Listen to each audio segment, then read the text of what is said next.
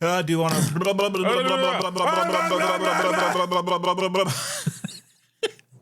I do need to wake the fuck up. I don't know what happened to my brain. I got long COVID. Again? Probably. I don't know. For the first time? First time for the last time. It has been a while since we've talked on this podcast. What kind of cadence was that? I'm also not fully here all the way. But you are quite good at turning me on. We are going to cast a pod. So some big things have happened since we left. Jesus. Do we want to do this again? We can do it. Nope. This is part of it. Some big things have happened since we last podcast. So I thought I'd leave it up to you what we discussed first. Okay. Do you want to talk about Aaron Bushnell self-immolating or Dune 2?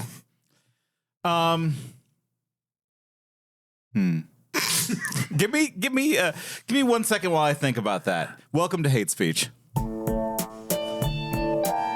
Let's have a chat about hate. Got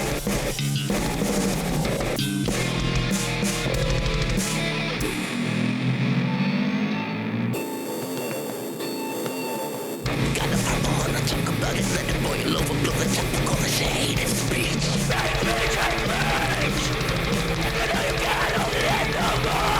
You're only as great as what you hate. Once the taste is on your tongue, you'll only crave.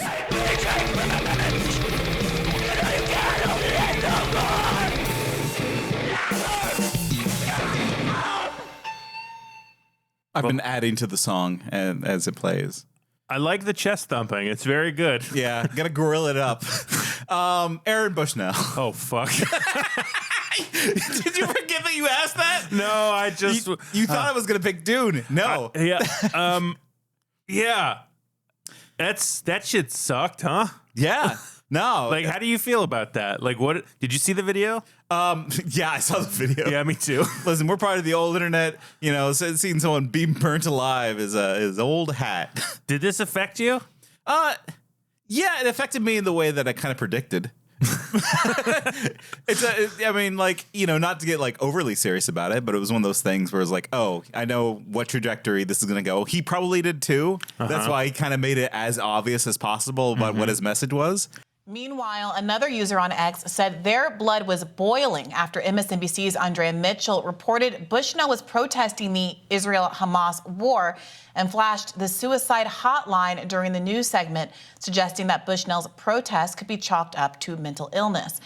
He knew that it was going to be like well, you know, what state was his mind? Where was he really? Like, no, this was clearly Yeah, he was very clear of mind and heart. And man... I would not classify that as a hate speech. It's not. He didn't hate. There wasn't like a hate there. It was a very clear message of stop. I could argue there was some hate speech there when he said I won't be part of this genocide anymore. Like, yeah, I really felt that. Like, Yeah. Okay. no, like I don't want to make fun of it because it is something I've thought about almost every day since it happened, and it's been what, 2 weeks now. So, yeah, since Dune 2, yeah, Shaloub is what they call it. Or, wait, is it Shaloub? Yeah. What's the name of the worm? It's Tony Shalhoub.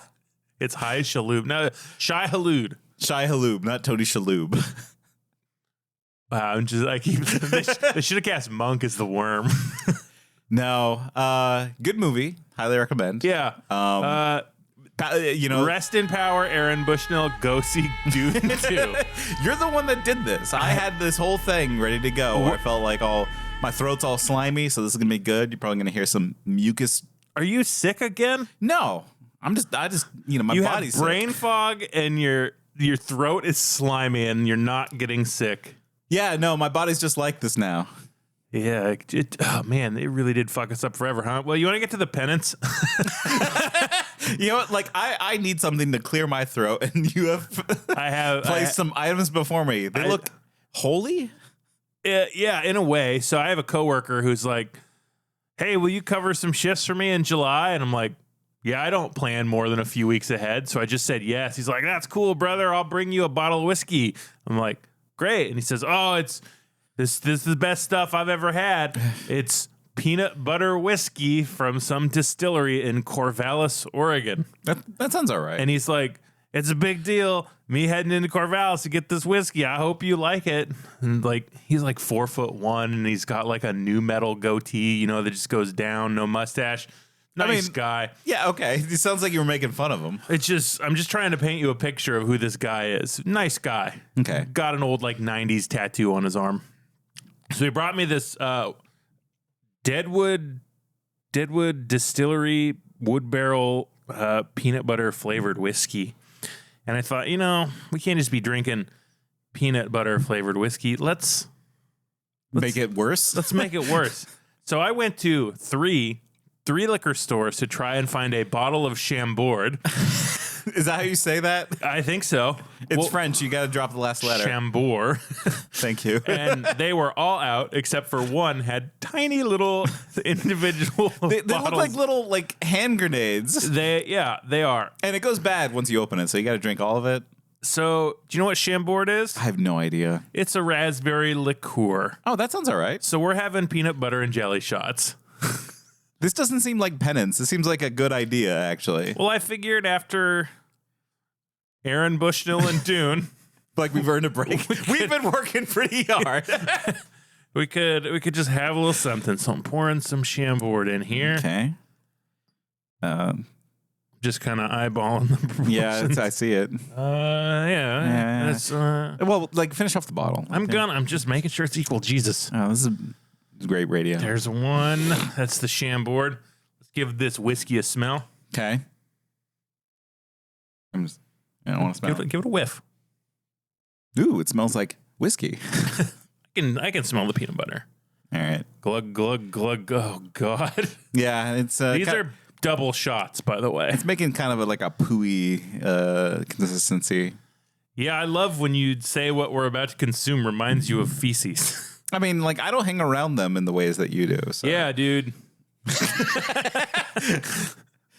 So, what are we toasting to? How do we combine the two beginning topics of Aaron Bushnell and Dune? I don't think there's a good accepting the light of Islam into our hearts. Yeah, Muad'Dib. Oh, that's delightful. That actually does taste pretty good. Yeah, on the back end, it does taste like a peanut butter and jelly. Wow. So we're not punished today. We've been punished enough, apparently. Yeah, and I got another Chambord when you're ready.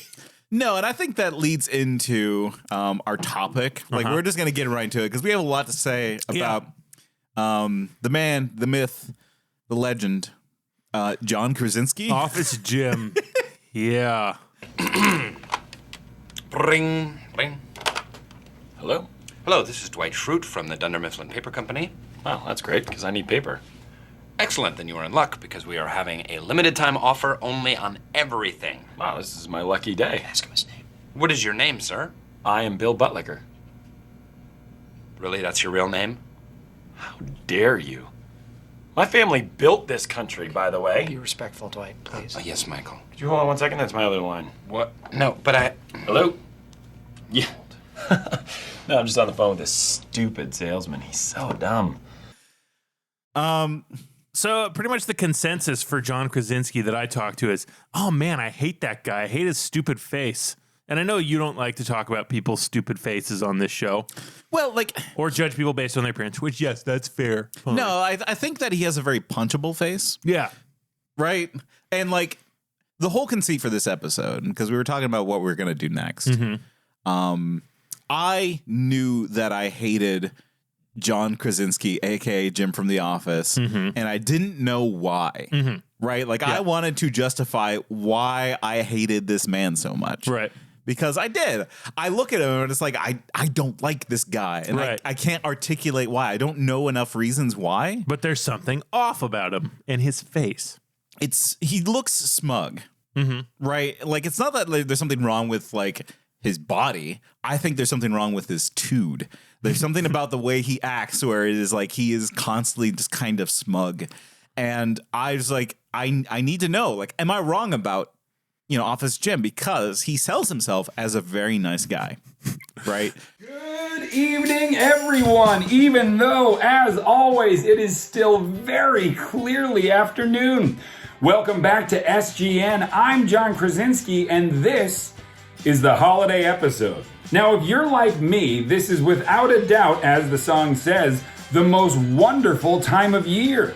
Like, that's kind of his brand, is just like, you know, I didn't watch The Office. You watched The Office. All of it, yeah. He's the affable everyman.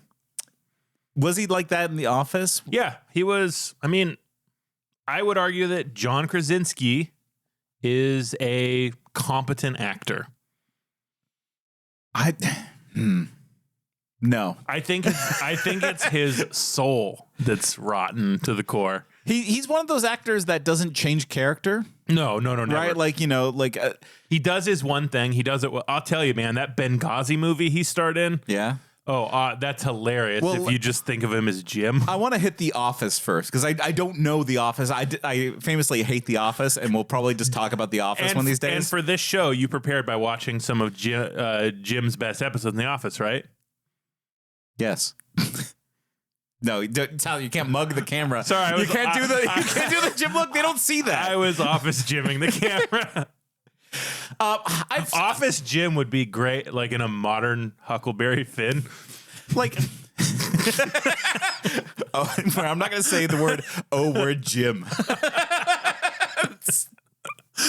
That seems wrong. I shouldn't say that. Oh, the Chambord got to me. God, I kind of want another one. Okay.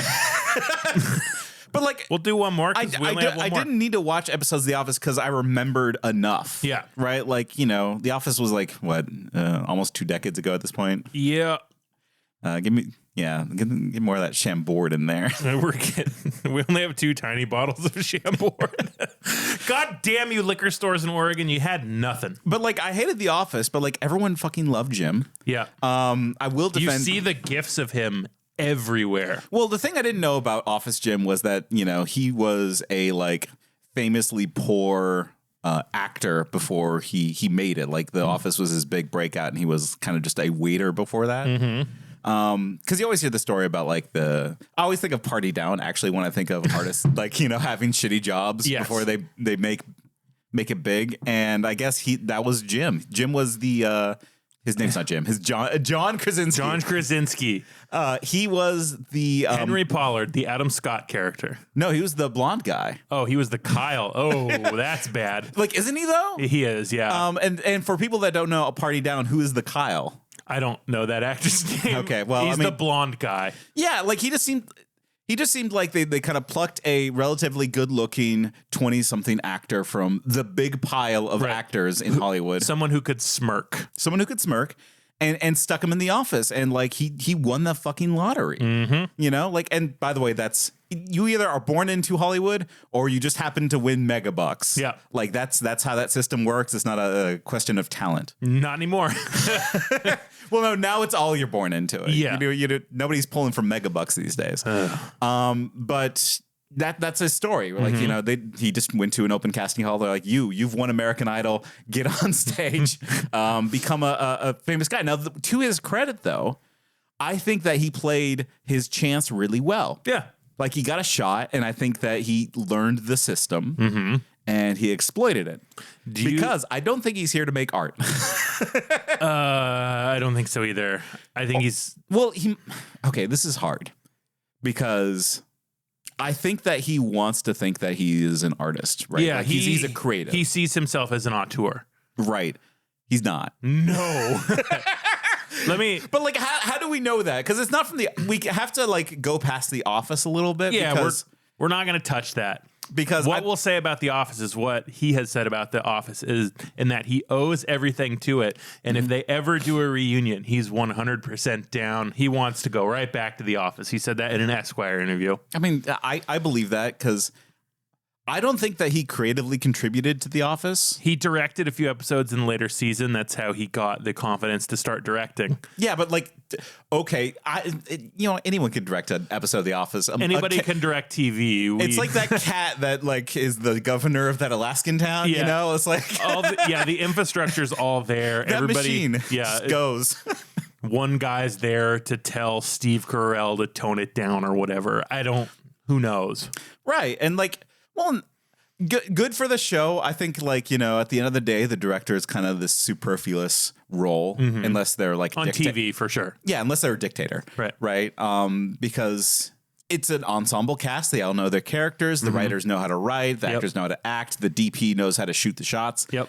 What the fuck is the director doing on those kind of shows? You know, they're hanging back. They're saying, do more action. 10% more, 30% less, 20%. Yeah. Yeah. It's nothing. But like it gave him the confidence, you said, to go off and make, because he's not just an actor anymore. No, he's a writer-director with a twisted imagination.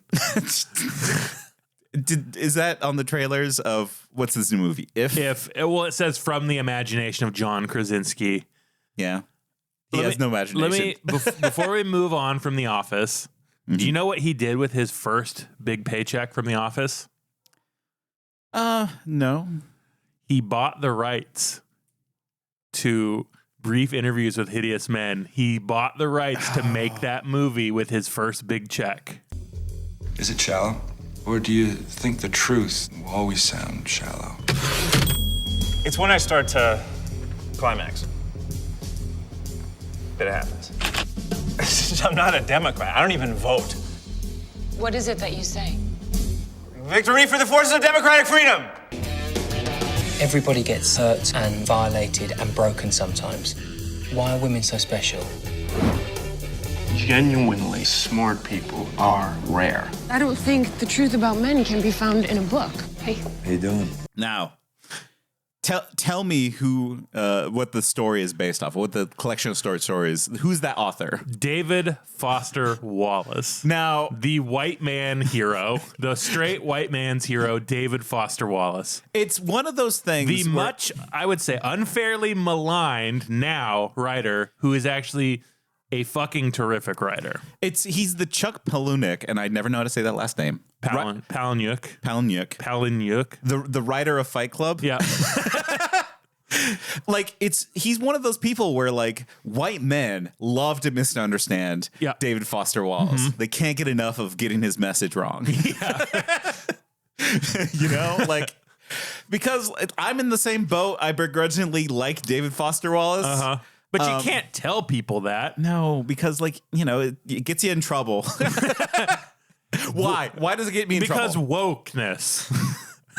Like he could easily be read as a libertarian, right? Like, that's kind of how like, and he might be, or actually a curmudgeon or a secret reactionary.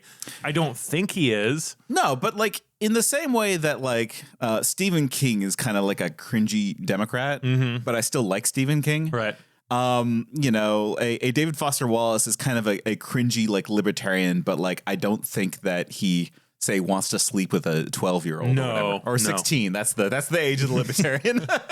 Yeah, they're not pedophiles, they're ephebophiles. Yeah, get it right. Ugh. I hate these people, man. They are gross. And like, you know, I'm not going to get into David Foster Wallace because I'm not prepared to have that talk. It's just that the worst type of people do like him. Yeah, snooty, like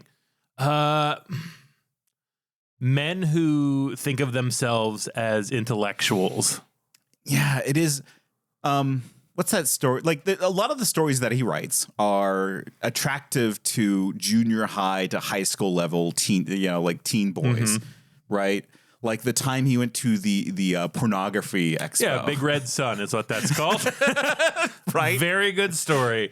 Same with Consider the Lobster. Yeah. And even Brief Interviews with Hideous Men, that short story collection, really good. Right. A supposedly fun thing I'll never do again. Incredible short article. Right, and a lot of it has to deal with masculinity and what it entails to be a man. Yeah, and the themes of his work is the failures of masculinity and the insecurity that comes with masculinity, and that's what gets missed, especially by John Krasinski making that fucking movie. Right. So, like, let's go chronological. Okay. He made this movie, like, during The Office? Yeah, during The Office. And what's the name of the movie again? Brief Interviews with Hideous Men, which is a collection of short stories about men who are awful, which this movie... It's an IFC film, and if you don't remember, that's the Independent Film Company? Yeah. It used to be a channel way back in the, like, aughts. Yeah. Where they would, like, have a whole bunch of, like, independent films, and they would start making their own independent films for the channel. It's sci-fi original, but for like art house. Yeah. You got the occasional okay movie from it. Most of the time, though, it's dog shit. It was dog shit like this, where it's like, you know, an actor wants to pursue a dog shit passion project. A comedian wants to be sad kind of thing. I mean, Steve Carell. Yeah, he's a big offender of it, too. Sorry, I recently saw Seeking a Friend for the End of the World, and oof, that is some dog shit. Right. But like this movie is, I'm kind of upset that we're starting here, but like, you know, like let's start with the worst first. It's a movie where like a female psychologist, and it's important that she is female, by the way. Yeah, and it's also important that John Krasinski casted himself as the man who broke her heart and treats her like a piece of shit object, and then calls her a bitch for it. The most attractive man in the universe, you know, in the context of the story. Yes, but like. So this female psychologist is interviewing men based on their perceptions of relationships, which is a good concept. Yeah. What does it boil down to in this movie? Right. So it boils down to either you're a sick, nasty freak, aka the Will Forte role. Women? I love women. I really do. Oh, I love everything about them. I can't even describe it. Short ones, tall ones, fat ones, thin. From drop dead to plain. To me, hey, you know, all women are beautiful. I can't get enough of them. Some of my best friends are women.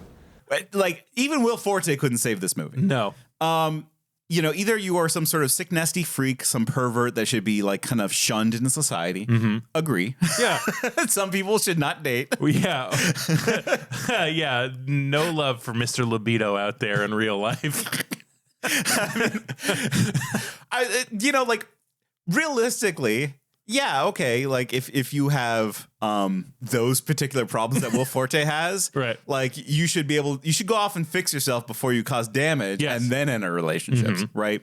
But the thing that this movie is purporting is that like what exactly like it's men looking at the camera saying women are objects that need to be studied because real men find women so incomprehensible that they'll never understand them other than to just seek them out for their own sexual pleasure.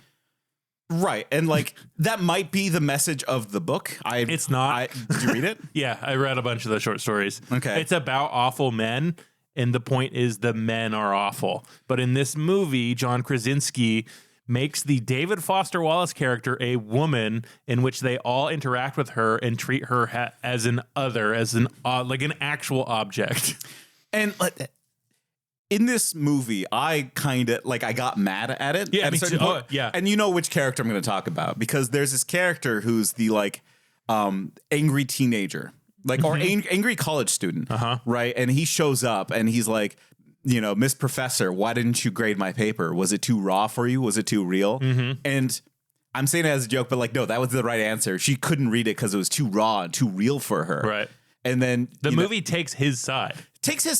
But he's a fucking psycho killer. Yeah. She was right to be afraid of this guy. Yes. And like, we'll cut in clips because we have to with this particular speech. But like, he goes off and it's like, what if you're like, and by the way, content warning because this shit gets fucked up. Yeah. Hi. Hello, Daniel. Is there something I can help you with? Yeah, well, I've finally got my paper back. I was wondering whether we could talk about it. Well, Daniel, right now I'm actually in the middle of my own research. What didn't you like? Unfortunately, I'm sorry? Which parts didn't you like? Daniel, it's not that I didn't like it. My comments are based more on your presentation. What does that mean? My presentation? Did it upset you? Did it what? No, it didn't upset me. It certainly was provocative, but that's never bad. And certain points you made were... Which was your favorite? My favorite? Well, I think it's important for me to know which parts of the paper push the limits. I don't want to be accused of doing something just for shock value. Who are we to say getting incested or abused or violated or any of those things can't also have their positive aspects in the long run? Now, that's shocking, especially as a woman. You see, you misunderstood what I was saying. Look, I guess all I was trying to say is you have to be careful of taking a knee-jerk attitude. Having a knee-jerk attitude to anything is a mistake, especially in the case of women, where it adds up to this very limited and condescending thing of saying they're fragile, breakable things that can be destroyed easily. Everybody gets hurt and violated and broken sometimes. Why are women so special? Not that anybody ever ought to be raped or abused. Nobody's saying that, but that's why it's going on. What about afterwards? All I'm saying is there are certain cases where it can enlarge you or make you more of a complete human being, like Viktor Frankl. What? Or think about the Holocaust. Daniel. Was the Holocaust a good thing? No way. Does anybody think that it was good that it happened? No, of course not. But did you read Viktor Frankl? Viktor Frankl's Man's Search for Meaning. It's a great, great book. But it comes out of his experience. It's about his experience in the human dark side. Now think about it. If there was no Holocaust, there'd be no Man's Search for Meaning. Why don't we talk about this at office hours?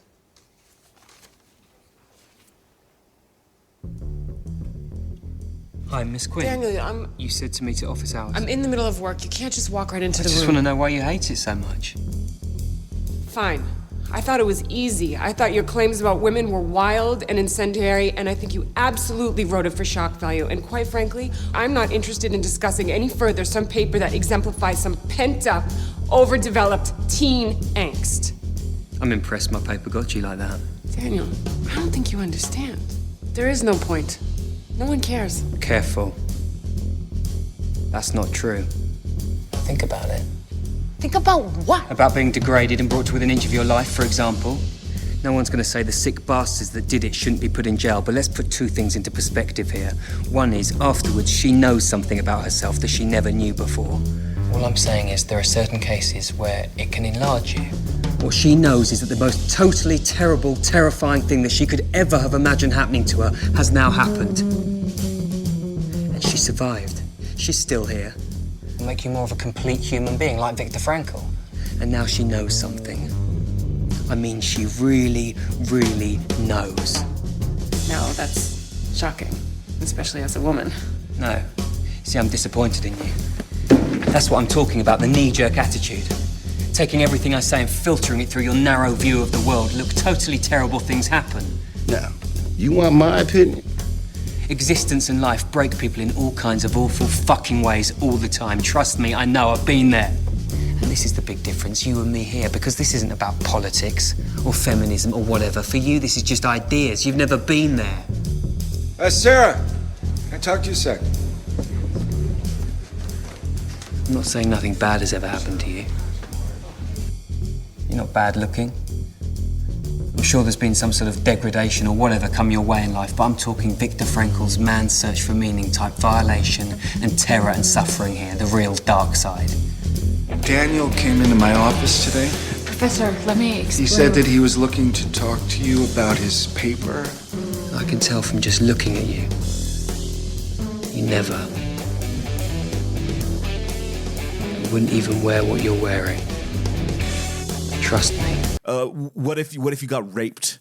Would you be better for it? Secretly, you know you would be better for it. You'd be a stronger person because you went through the shit. Yep. And like, it sounds like fucking psycho killer shit. Yeah. And it is psycho killer shit, but Krasinski portrays this guy in a semi like benevolent light, I would say. Hard truth giver. Yes. Very Jordan Peterson. Yes. Right. Which is that, like, you know, in order to. You have to be a villain sometimes.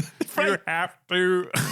Like, he purports that, like, in order to gain a deeper understanding of yourself, you must suffer in the deepest way possible. Yeah. Which not true. Well, it's like, what are you arguing? Like, oh, I guess everyone should get raped? Like, well, just women, not the men. Not the men, obviously. Yeah, in this movie, it's definitely the men are not the problem here. And like the Will Arnett character who like was like, you know, arguing with like his someone through the door, his partner through the door, but it turns out he was the one leaving. Yep. Oh shit, maybe sometimes the guy is the one that's having to like leave. Or the John Krasinski speech at the end where he's like, I needed to feel special, so I fucked someone better looking than you. And it's like, what is this shit? And I get that the movie, and I'm not even going to refer to the books anymore because it's so not the books. I know it's called Brief Interviews with Hideous Men, but the movie ends with the woman saying, you know, I should probably interview more men to truly understand them. And it's like, no. Well, okay. So like he's doing some real like art house film student 101 shit. And it's edited awfully, by the way. It's so distracting, the cuts in this movie. It illustrates how much of an amateur he was. I don't know. Well, he was. He's grown. Okay. We gotta hand it to John K. You know what? My least favorite John K. over the one that groomed a child for Ren and Stimpy. If your name is John K out there, watch out. you're on my list. Be careful. Just, you know, like look at what you're doing. Yeah. But like this movie is so amateurish because the reason why you're confused at the end, because that was the beginning of the movie, Tyler. I know that. But like it is a collection of stories that are not thematically tied together by any one character because the woman character isn't strong enough to tie together these characters. Yes, because it's underwritten for this woman, like specifically for this female character. Yep. Because as we'll learn later in John's, movies, he doesn't know how to write for women because I don't think he thinks women are people. Agreed. Right? Like that's kind of what I got out of his first movie was that like, oh, he doesn't see women as a person. Right. He sees them as like this different animal, like cats and dogs, that they have different feelings and different ways of interacting than men do. Right. And we as men must understand that they're different creatures. Yes. And it's like, that's fucked up. That's super fucked up. The only part of that movie that I think genuinely works is the one with the guy talking about how his dad worked in the bathroom. And it's like the pissing story. Yeah, because it's not about women. It's about a guy's problem with his father. That's directly from the short story. Yeah, good actors in that scene too. Yeah. What's his name? Burrell from The Wire. I can't think of his name, but that's who he is. Right, Burrell from The Wire. Like he does a fantastic job, and I think probably with no direction because all these Will Forte, for example, shows up in this movie. Yeah, and he's Will Forte. He's doing the Will Forte character. Will Arnett shows up in this movie. He's doing Will Arnett. He's doing Will Arnett in the Will Arnett voice because I don't think John Krasinski is an actor-director. No. He's an ideas guy, a.k.a. dog shit. A stolen ideas guy. Stolen ideas guy. That's that movie. Don't watch it. It was hard to find. Yeah, hard to find. I mean, it's only 80 minutes long. Don't watch it. That's the one thing I can say. The clips that we will have cut in here will give you this idea. I need a sip of peanut butter and jelly shot. Agreed. I'm not going to shoot it this time. No, it was good. Damn, my coworker was right. Yeah. That shit's good. We need more Chambord. Good luck trying to fucking find it. Good luck, Chambord. This town's nuts for Chambord. It's sold out. So The Office wraps up. Everyone needs to go find a job. Yeah. And he had a hard time because nobody wanted to cast Jim from The Office. Rainn Wilson figured it out, though, didn't he, with the movie Super? Yeah.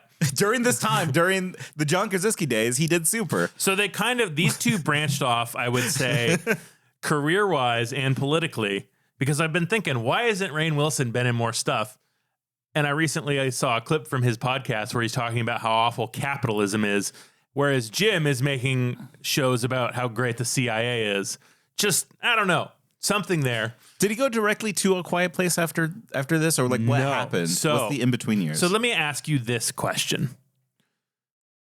Who was running for president in 2016? Democrat. Oh, why? That would be Barack. It was Hillary. Okay, Hillary Rodham Clinton. My brain is done. It's done. Okay, it was HRC. What was her biggest scandal? Pokemon Go to the polls. Pokemon Go to the polls. No, it was Benghazi. It was goddamn Benghazi. So, 13. Shout out to Vile Rat. You can watch him brutally die in the movie. Cool.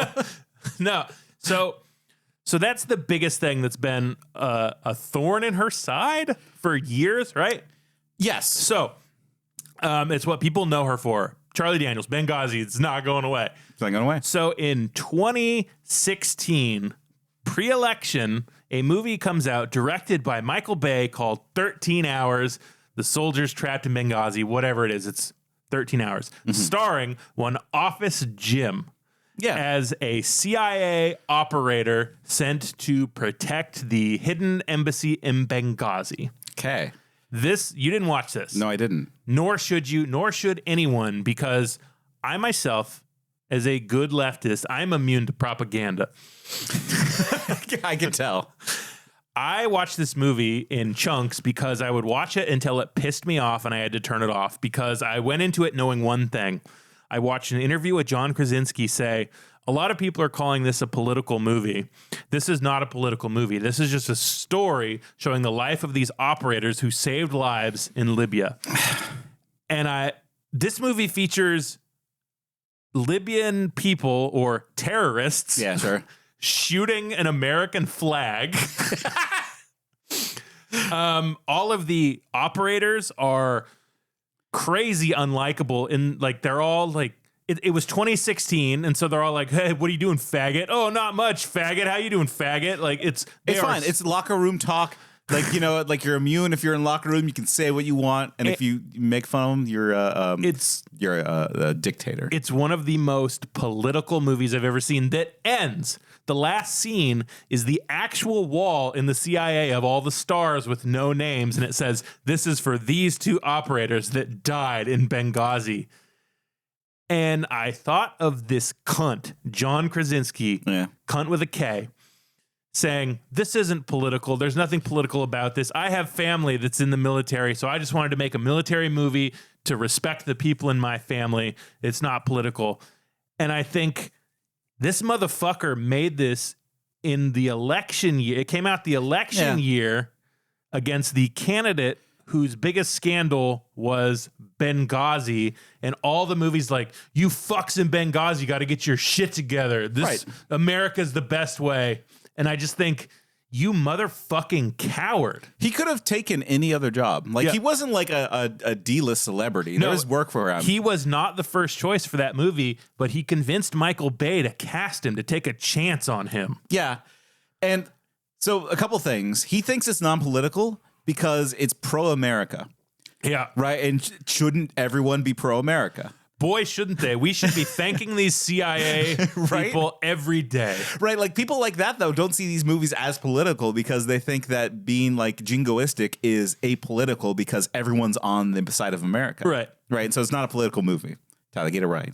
Fair enough. I am sorry to have besmirched the melting pot that is America. Say, can you see? Oh, say, can you see? Yeah. Mickey Mouse, what a dish. Or Betty Boop, what a dish. We also need to make a flag that is immune to gunfire.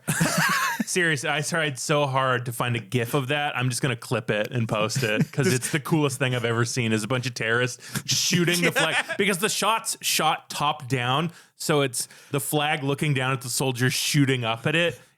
Like, in terms of Michael Bay movies, it's a great action movie, but the soul and message of it is so disgusting that it turned me off. It's funny how I'm more angry at John Krasinski than Michael Bay. Yeah, you expect this shit from Michael Bay. Like, this is Michael Bay's bread and butter. He doesn't sell himself as anyone else. No. Right? Like, Michael Bay's conservative. No shit. Have you seen any Transformer movie? Right. Have you seen that? Have you seen The Rock? Ambulance. But John Krasinski, he takes this role of like, you know, he takes a Mr. Beast style role, which is that he doesn't want to say anything concretely that would be controversial, but he has very strong opinions about certain things. He does. He's very supportive of the military. Right. And a last thing I'll say about 16 hours, 12 hours. 13 hours. So many hours. Too many hours, some might say. A lot of hours. Is that there is this transitionary period when you go from TV to movies, specifically like, you know, breaking out of the role that you were famous for. Yeah. And I think of the most tragic story of this is the one that came from your brain is dead. No, the Saved by the Bell lady to striptease. Showgirls. Elizabeth Berkley, yeah. Elizabeth Berkley, right? Because like, speaking of gender, like, you know, the only way for women to break out from those roles is generally like if you're seen as too cutesy, then you got to do something sexy to break out of it. If you, Daniel Radcliffe did this. Yeah, when he took his hog out for that Equus play, man, Harry Potter was dead. Yeah, but like John Krasinski, like you kind of get to redefine yourself though. You get this opportunity to say like, no, I'm not Jim anymore. This is who I really am, and this was his chance of doing this. It's like, this is who I really am. I'm an action star. Yeah, and I think so. Here's my thesis on John Krasinski, the one that I said that I had been forming over all this research. He was America's boyfriend. He was the affable everyman. That wedding was an event. Yeah, a big fucking event. Would you agree that he was America's boyfriend? Yes. He was seen as like the safe Mr. Nice guy that all the girls could like. He's fun. He's not weird. You know, he doesn't treat the women bad, and he doesn't treat Pam bad, although. Golden Retriever boyfriend. Yes. And the gifts of him making his like either self-satisfied grin or his knowing look to the camera, that wink that says, things are awful, but I'm aware of it, and I'm going to share a moment of knowing that and connection with you, the viewer. Like, unintimidatingly handsome. Yes. And there's a certain type of man who, when they get put into that box, buck against it and think, no, I'm a man. I'm a fucking badass. They need to know that I'm also tough and cool. And I think that's what John Krasinski did. And I think that's the worst type of dude to be. Yeah. The nice guy who needs to prove, oh no, I'm also tough. Yeah. And it's to impress other men. Like, let's be real. Like, women don't care about that shit. No, not at all. They actively don't like that shit. Sorry. No, this motherfucker in 2012 was hosting events for Elizabeth Warren. Was he? Yeah, like charity events and fundraising events for Elizabeth Warren in 2012. Okay. So he's always been a loser. But like, it seems like he's switching sides. He just wants to be on the winning side. I think he wants to be seen as a cool, smart, tough guy. Like, he's got nice and funny, but he wants to be seen as smart and tough. Is this what leads us to A Quiet Place? I think so. Okay. Let's get to A Quiet Place. A Quiet Place, if you haven't seen it, is it was a stolen idea based off this book called The Silence. Yeah. But then again, we saw a bit of the movie The Silence. It was dog shit. Yeah. And honestly, the idea of monsters that can hear sound is kind of a predictable, monster trope. I'm sure it's been done before The Silence. Yeah. It's not a groundbreaking idea, but it is a good idea for a horror movie, certainly. And, the first half hour of A Quiet Place about monsters that attack via sound, it was good. Yeah, it works. I hate to say it, much like Al Qaeda, we hate to hand it to them. Right. But well, I just handed it to Al Qaeda talking about Benghazi. Don't worry. But you know what, John? Here's the thing: directors don't make movies. Film crews make movies. Mm-hmm. The beginning of A Quiet Place was good, and he did a good job with it. Some of that I could chalk up to the other writers on that script because they took a first pass at it and then he gussied it up. So maybe that was them, because if you watch A Quiet Place 2, it's only written by John Krasinski. It's a fucking mess. Yeah? Awful mess. So he has backup singers. Yes. Okay. And honestly, so Quiet Place, the first half hour, good horror movie. Mm-hmm. The second and third act, it kind of reveals its hand, and the hard last name to say. Krasinski. Office Jim of it all. The Krasinski pimple starts to show its head a little bit, mm-hmm. and if you have a mind to read into films, you kind of start to see how trad wife this movie is. Yeah. I think you described it perfectly. Do you remember what you said? No, I don't remember what I say. What you said, it was, what if a movie said the 14 words but didn't mention race? I mean, yes, right? But I would argue that it does mention race. I mean, it mentions it through lack of race. No. There's no, everyone's white in the first Quiet Place. Yeah, and let me pitch this because I thought about this too, and then I started looking into other people talking about it. But a nice white family being forced into silence by a black horde that's always listening. Like a caravan? No, just like...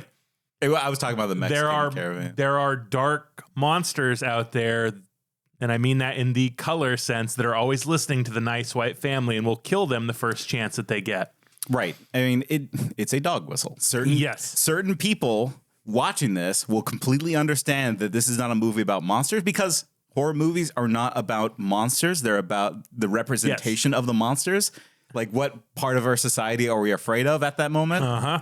And in this case, we as a white family are afraid of speaking out. Speaking out because you will get cut down. This was made in 2018 when Me Too was at its height. Well, and also racial tensions, too. Yes, this isn't the height of Trump, like, migrant caravan. Like, it really is migrant caravan. Yes. Right? And that's, if you carry the race, race thing, the monsters as the non-white race, it's actually very funny that it's the wife who invites a dark monster into the home and it destroys the family. There's that. Well, and also, like, I want to get to the family unit a bit more too, because, like, I'm sold on the racial structure of it. Mm-hmm. And I wanted to focus though on the, like, it's important for women to reproduce, and it's important for women to be caretakers of the home. According to John Krasinski, not Nate. Right? Yeah, not Nate. Don't take that out of context. Please don't clip that. Nate's not saying that. Please don't clip it. He's not saying that. Tyler, I'm not saying. We didn't introduce ourselves. They know. Do they? Yeah, this is hate speech. Hate speech with Nate and Tyler. That's Nate. I'm Tyler. Let's start the show. Cool. Let me hit the music. No. That joke was badly done. But, like, you know, there's a major theme in this movie, which is that the boys have to go out and protect the family, be hunters and gatherers, and the women have to stay home, right? Because the adults in this family make the right choices. Yep. John Krasinski knows how to hunt and fish and take care of the family and be protector. Yep. The wife knows how to can jars, manage the home, teach the children, be their teacher, teach the children, give birth, right? Like, really doubles down on the family structures and goes out of the way to highlight the family structures. Yes. And conversely, the children make the wrong mistakes because they're children. They have not learned the correct way. Yes. Right? The girl's a tomboy. She breaks the rules. She wants to go out with the boys. And she is, like, at the end of this movie, learns from that mistake. Yeah. She tries to protect everybody, but she fails. And at the end, it's only the father's act of protection that saves everyone. Yeah. Right? The boy is kind of a sissy. Like, he's afraid of things. He's a bit anxious. He's weak. He's frail. He cries at everything. A fish scares him. It's so wild at the beginning of this movie. It's established hard that the middle child boy is, like, sick of something. He has some sort of illness, and it's thrown out because his character arc is to become a man and remove sickness. Yes. Right. And he's a coward, but at the end he learns how to man up and, like, drive the car and do the thing, be a protector. Yeah, he saves the baby. The little boy saves the baby. Right. And, like, I would argue that if you boil this movie down into a sauce, into a nice fine roux, it's about making sure that the family unit, we need to return to tradition. Yep. Right. Women need to wear dresses, men need to wear pants. Yes. Like, that's the moral of A Quiet Place. Without a doubt, there's no real way to argue against that. Right. I mean that honestly. There is no other reading of this movie. No. John Krasinski said, well, I was just, hold on. So I pulled his clip. Okay. Or I pulled his exact quote, if you're ready for it. Yeah.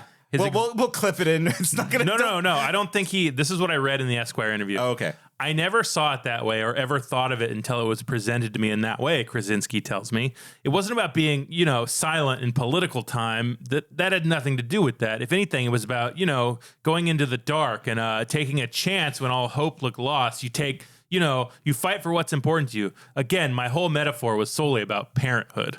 Now, what has been the, like, ongoing theme of all the, like, the people that we hate so far? Men. They're cowards. They're cowards. Right? Every single person that's shown up and, like, as a topic has been cowardly.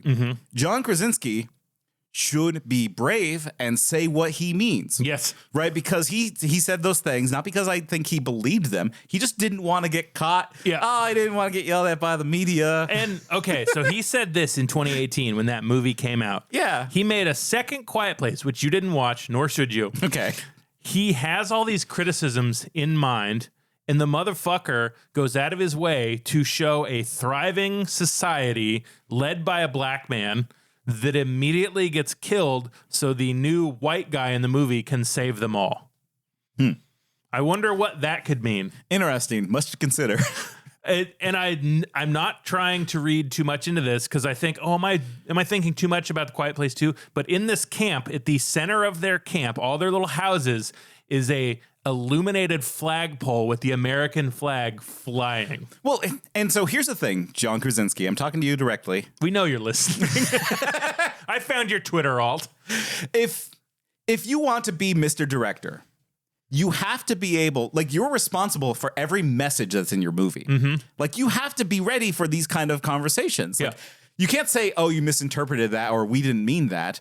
Like, no, you have to give me definitive proof within the movie, within the text that you created and controlled, because you're responsible. You're Mr. Manager. Yep. You have to be ready to, like, argue against that. Assistant to the Mr. Manager. Otherwise, I'm going to assume that you meant every single one of these. Yes. Right? Like, you're not what I meant to say throughout all that is that you're not reading too much into it because film is meant to be read into. Yeah. Literature and art is meant to be interpreted and read into, like, and you're meant to discover the message. You may come to the wrong conclusion, but it's up to somebody else to come out by and convince you otherwise. Right. And I think you're right. I think there's plenty of evidence for that because, based off of Quiet Place 1, I think that there's some racial things that need to be cleared up. Yeah. And they're not cleared up in number 2 at all. Cool. It sucks. Like the first 15 minutes is a flashback featuring his character that died in the first movie doing an action scene on day 1 of the alien outbreak. Yeah. So I'm going to play devil's advocate. Okay. Are we calling it Nate's speech? You love to do it. It's Nate's speech. Nate's speech. Dang. Got It's pretty good. You got it. Yeah. Shout out the sound cues. Yeah. Jace Busy. Thank you so much. They rock. Go listen to their stuff. So the counter argument to this is like, you're interpreting his works with the man. Like, just because A Quiet Place may have some, like, problematic messaging doesn't mean that John Krasinski believes these messages or purports these messages or, like, says that they're good ideas. He's just a person that's conveying a story. How does this reflect upon him? Like, why do we hate him instead of just his movies? Because he wrote the movies. He created them. He made them. Yeah, but, like, are you saying that reflects who he is as a person? Yeah. Like, that we're able to judge John Krasinski instead of just judge his movies? Well, yeah, because you didn't want me to bring up the rumors that I read about on Reddit. I never said that. No, I think the things you create do inform who you are, and you can suss out who the person is based on what they make. So he made some good news, though. So we're going for it, huh? He made this show called Some Good News on YouTube during the lockdown. Yeah. Like, he's like, I still got to be... He feels like a workaholic, right? Where, like, he's defined by his ability to work. This was in betweens, I think, season 1 and 2 of the CIA show where, okay, look, sometimes I feel crazy saying, like, oh, movies are being written by the military or Marvel's been influenced by the military, which is why the CIA was the true hero of Black Panther, because they erased all the Afrofuturism and made the hero a white guy. And then I see fucking Jim from The Office saying the CIA is a beautiful thing. We need to be thanking all these people forever.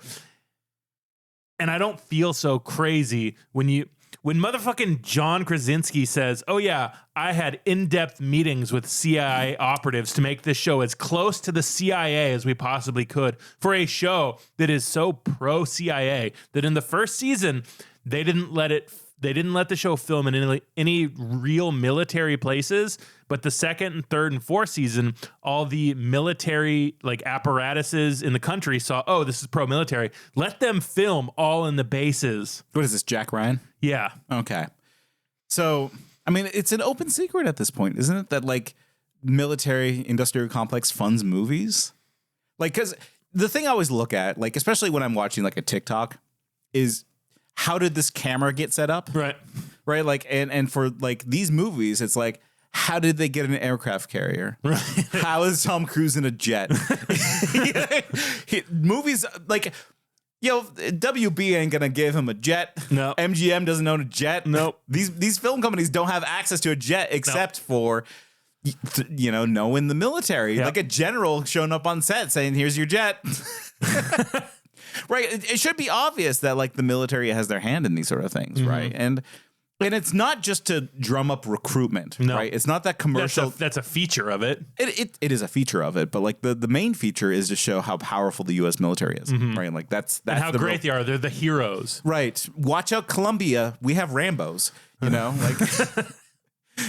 So you know, like, and it's hard for me to say like he's just a symptom of what movies are in that sense. It's bad, but like I'm not gonna say that like okay, here's the thing. I wouldn't do a CIA movie. I wouldn't, go onto an aircraft carrier, but like it's a reality of movie making that, some guy in camo fatigues are gonna show up and say, here's this briefcase of money. Yeah. Can you say rah, please? Can you say rah, please? And like that's just how movies are made. Dune 2, mentioned at the beginning of this whole thing, probably got military funding. Probably. We liked Dune 2. Yeah. The boys in Hamas sent them money. It's like that's right. Yeah, no, like, but like every movie has fucking dirty money associated with it. And it's just hard to say like, I'm not going to give up movies. Yeah. Well, no, but one explicitly about how great the CIA is. I know I never need to watch it. You were going to watch Jack Reacher. I love Jack Reacher. Son of a bitch. I like the Tom Cruise movie. I like the first episode of the show. Look, I can separate that shit. Okay. Jack Ryan is about how cool the CIA is. Reacher is about how big Reacher is. But like, here's my dividing line with John Krasinski is that he wants it. Yeah, for sure. It's not that like he sees it as an honor, as serving the people in the military. Right. If I got a big briefcase of money from the government, I'd be like, cool. I hate it, but like, I'm going to use you, government. I can do this. Yeah. I'll just like you cashed your Trump stimmy like nobody's business. Okay, you know what? Give me more money, government. Yeah, please, government. We want it. Money. Please, government money. Yeah. But like that's not why I'm going to hang out to dry. No. The thing that like I think really cemented why I don't like John Krasinski wasn't any of the stuff that we have been talking about for the last 40 minutes. Oh, definitely. Gives me proof of reasons to hate John Krasinski. But some good news is the thing that I looked at and like, I hate this man.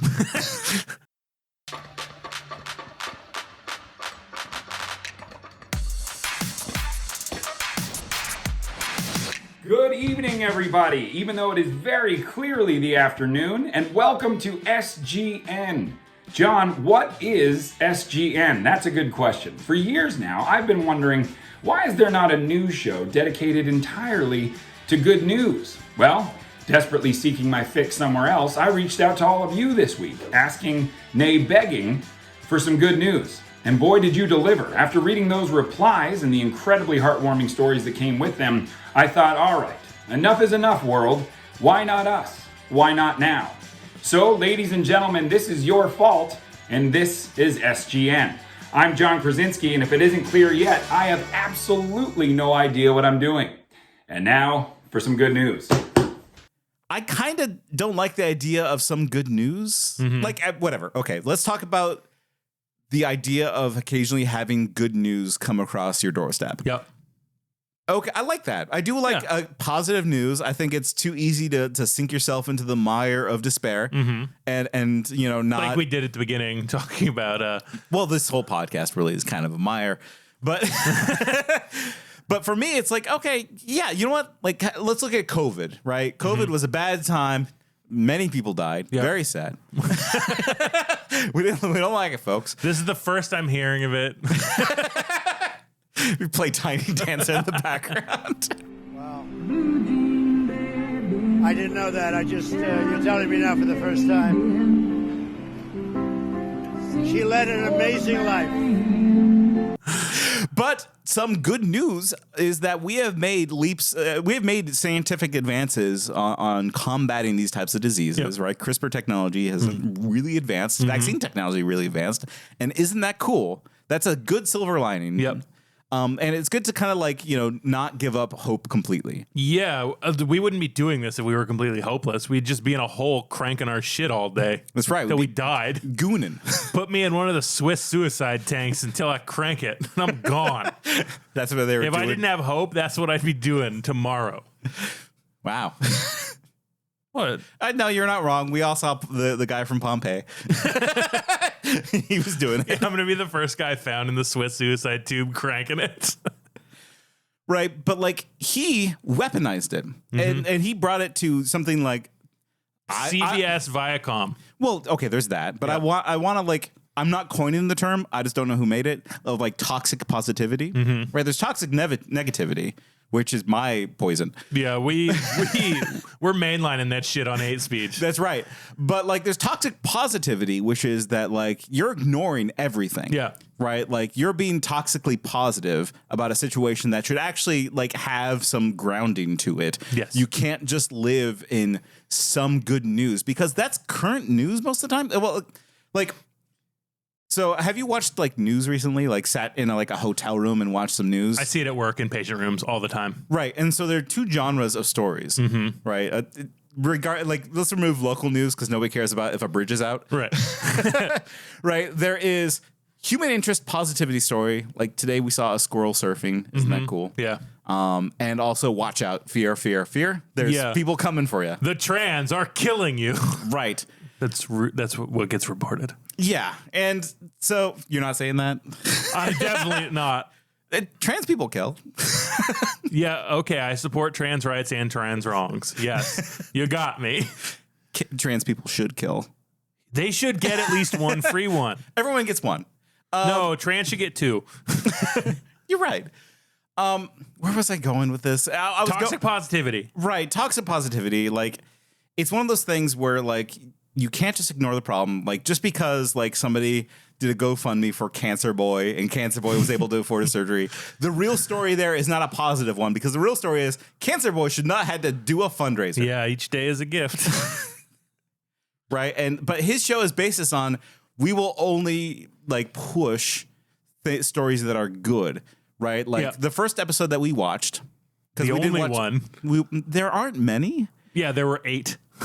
Which is like, so he sold this for a lot of money. A lot of money. Undisclosed. A huge deal with CBS Viacom. Feels like a laundering scheme. Because the show itself is very boring. Like, and it was stories of like old man sings to old lady during COVID times. And it was completely on the backs of other people's free labor. He tweeted out, someone tell me hashtag some good news.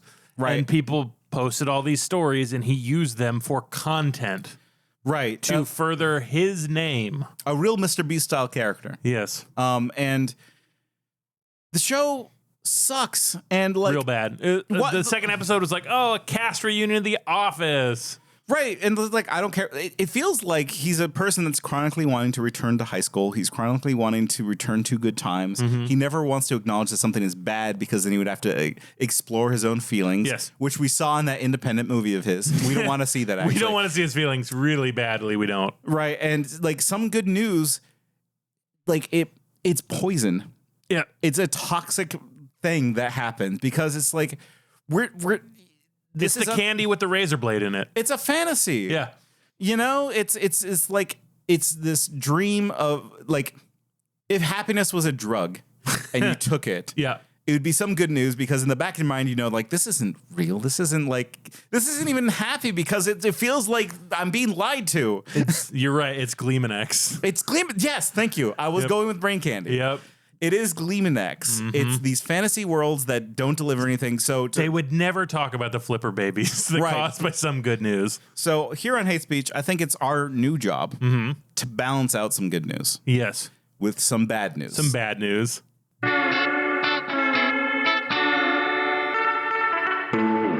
Some bad news.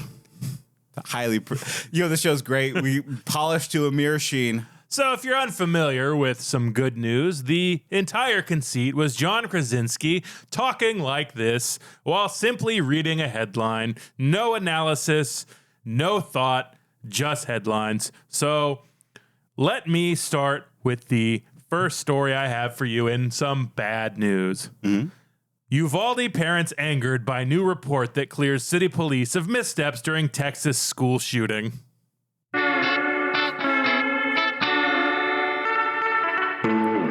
Homelessness in Oregon increased by 8.5% from 2022 to 2023. I'm not going to do it every time. We should alternate, though. Okay. Because I did my bad news research. Let's go. Let's hear your bad news. Okay. Creator of Dragon Ball Z, Akira Toriyama, dies at 68. Florida is set to ban homeless people from sleeping on public property. Methamphetamine, fentanyl drive record homeless deaths in Portland, Oregon, annual report finds. Temperature highlights from client service last month recorded the warmest February on record globally. 5 people killed in Gaza as aid package parachute fails to deploy, officials and witness say. United Airlines Boeing 777 loses tire while taking off from San Francisco. Man found sleeping in vehicle parked in middle of road, charged with DUI. And that's some bad news. Some bad news. I can kind of see why he does it. That's fun and easy. I kind of want to interview somebody that's had some bad news. Sorry, that's let's bring on somebody that's had some bad news. Let's get that girl who had cancer on some good news to see how she's doing. I would argue that's bad news to have cancer. That's just me.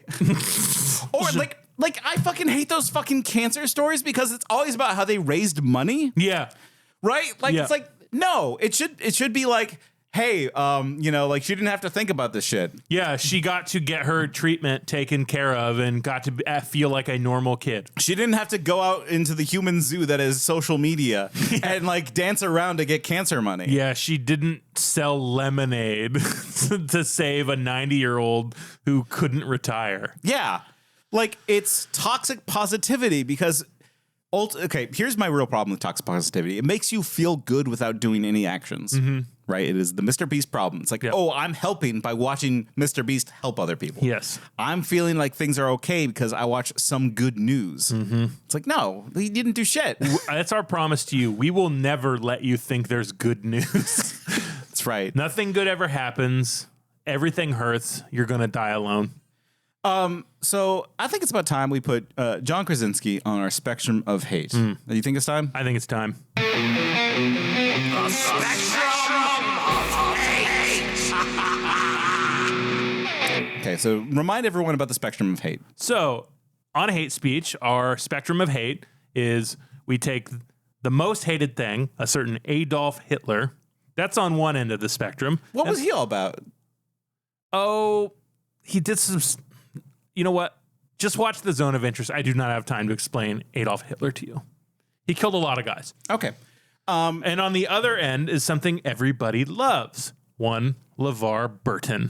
We love LeVar Burton. We love him. Jordy did nothing wrong. I mean, reading Rambo, I feel like is the better of the... LeVar Burton did nothing wrong. Jordy did a lot of bad shit with women. He was trying. He didn't understand... Much like John Krasinski, he just doesn't understand women. Oh, yeah, he was probably hooting and clapping during brief interviews with Hideous Men or whatever. Now, like, I think my goal, and Tyler has not, like, completely signed on to my goal, but my goal is to rank every single person on our spectrum of hate. So we have... No, I'm on board with the goal. You just have to keep in mind that if this runs for a significant amount of time... 60 to 40 minutes of the show is going to be reading. No, we'll just pick a spot that feels right. So I feel that John Krasinski is worse, actually is better than Small Talk. Yeah. Because John Krasinski does not invade my life on a daily basis. No, you won't think of John Krasinski probably ever again after this. Yeah. But above Small Talk, we do have Mr. Beast, and I think that he's worse than Mr. Beast. I don't know about that because Mr. Beast... He influences younger people. He's going to burn out quick. He's in Kung Fu Panda 4, though. Is he really? He got cast in Kung Fu Panda 4, yeah. No, like, but the thing is that people that grew up watching Mr. Beast hate Mr. Beast. They see Mr. Beast and they acknowledge why he's cringe. I hope you're right. And so that's why I would push that John Krasinski's worse because John Krasinski is like he motivates the mushers, the pushers and movers of society because he is targeted towards boomers. Yeah, he is. He's the boomer young guy. Ugh. Right, and that's why a red state hero. He's a red state hero, and I feel for that reason he is worse than Mr. Beast. I can get behind that. I just hate people that act as a tool of propaganda, especially reactionary conservative propaganda, and look you in the eye and tell you this isn't propaganda. This is honorable. What I'm doing. He's a coward and a liar. I think what's worse is that he won the lottery. Like think about how many actors are out there. Like it's hard. It's impossible now to get like the shot that he got. I think, and to use it in the way that he used it by like being like his first independent movie being this like shitty thing that like is misogynistic and weird. Yep. To follow up with another misogynistic and weird movie and racist movie. To follow up with like this jingoistic comedic masterpiece, apparently, that is 13. It's not so bad. It's good, right? No. I mean, I think you would enjoy it, but it will do bad things to normal people. Okay. It sucks real bad.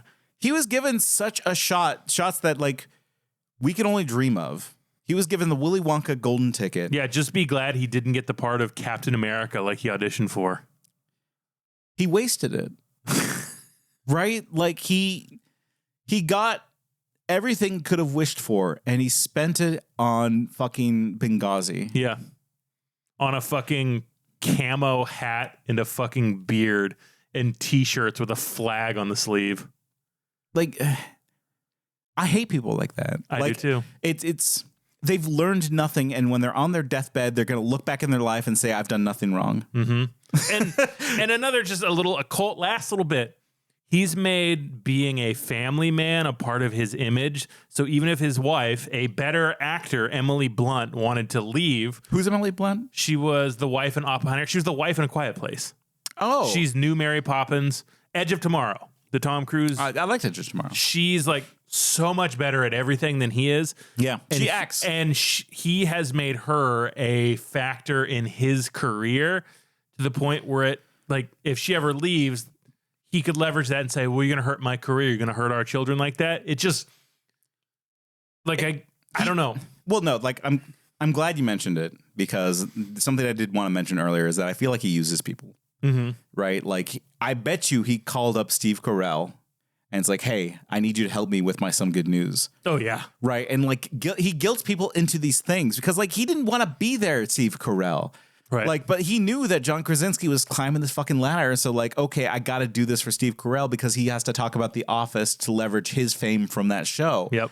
And it's just like, I hate users of people, right? Because John Krasinski is taking credits for this new If movie. Mm-hmm. How much do you think he contributed to this movie? Did he even? He didn't even write it, or he wrote and he quote wrote and directed it, end quote. Which, by the way, it's a stolen concept. It's a stolen concept, yeah. What is it? I forgot. You looked it up. I don't know. It's Monsters, Inc. It's some other kid's book. It's like a collection of forgotten monsters or something. Yeah. I forget. Foster's Home of Imaginary Friends. That was the thing. I forgot it, and now I'm fixing it later. You're welcome. But, like, you know, these ideas aren't original. He's not contributing to society. He's a parasite. Yeah. He steals and leashes off of other people's talents. I bet you he married Emily Blunt because he saw it as a political marriage. Right. Awful dude. Yeah, he's definitely worse than Mr. Beast. Worse than Mr. Beast. Okay, so how do we want to end this out? How do we want to pull out? Well, Hate Speech is a podcast that doesn't pull out. Stay in. Yeah, are you kidding me? I ain't leaving until I bust in someone. I mean, I think that, like, we can never leave. I think that, you know, like, we dove into hell, and I don't think there's any escape for us. No. But if you want to send us a lifeline, our Patreon is h8speech at patreon.com. No, it's Hatreon. Shit. Our Patreon is Hatreon. That's it. Patreon. You can follow us there. We're going to be doing stuff there. I've been working on a video essay. I'm going to put it there first. Nate does whatever Nate wants. Wow. I don't want to speak for you. That's my plan for what I'm working on. You do whatever you want. You follow us on Twitter, H8SpeechPod at twitter.com. x.everything website. It's the everything site. Yeah, you can email us at, what is it, hayspeechpod@gmail.com? Yeah. Somewhere in there. It's going to be in these notes. Go follow this note. I'm Tyler, that's Nate. Hey Speech, we're done. We're done with John Krasinski. Yeah. Hold on. Let me take you out with a John Krasinski quote. Okay. You ready? Yes. I mean, vamp for a second. I got to find it. Jesus Christ. You can ask Grok about Patreon on the Everything app at x.com. What are we going to do, Elon Musk? I'm ready for it. All right. Here we go. You ready? Okay. Here's. Okay, we're not ready. I'm not. Judge me, you bitch. Okay. That's my clip from his movie.